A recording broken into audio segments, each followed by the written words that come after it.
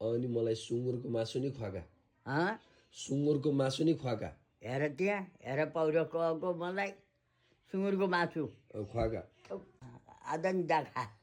उही बस यहाँ मेरा घर चाहिँ आउनु पर्दैन मेरो तुला खान नि पर्दैन मेरा घर आउन नि पर्दैन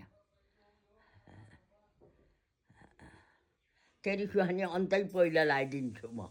तँसित बस्दिनँ तँ डाँड खानेसित बस्थे तँ सुँगुरको मासु खानेसित बस्थे बस्दिनँ यो सुँगुरको मासु खानेसित नबस् केटी जा भनेर भनिदिन्छु म त म चाहिँ त्यत्तिकै बस्नु एक्लै बस्नु त हो त सुँगुरको मासु खानु बस्नु होइन खान हुँदैन थियो सुँगुरको मासु एउटा मात्र खाएको अलिकति सानो खानु हुन्छ सुँगुरको मासु सानो खाएको बाबु जे सानो पनि अबदेखि खान्न नि त खान्न खानु खाइगई तर यहाँ चुला आउला नि नआनी अब चुला आउनु हुँदैन म हँ चुलैमा आउनु हुँदैन म हुँदैन सुँगुरको मासु खाले हाम्रो चुल्हा आउनुहुन्छ त आउनु हुँदैन हाम्रो चुल्हा नआनी आउनु हुँदैन कहाँ बस्नुपर्छ बस अब म आजदेखि कहाँ जाउँ त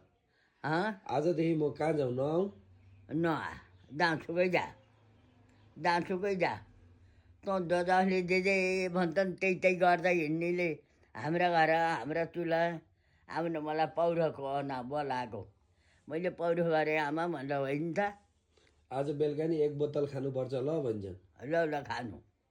खानु खानु खानु उही बस्नु अब के गर्नु त म भन्नुहोस् के गर्नु त म जानु जानु उसैका घर बस्नु नआउनु हाम्रा घर तेरि सुहानी अन्तै पहिला लगाइदिन्छु म कता कतिलाई केटालाई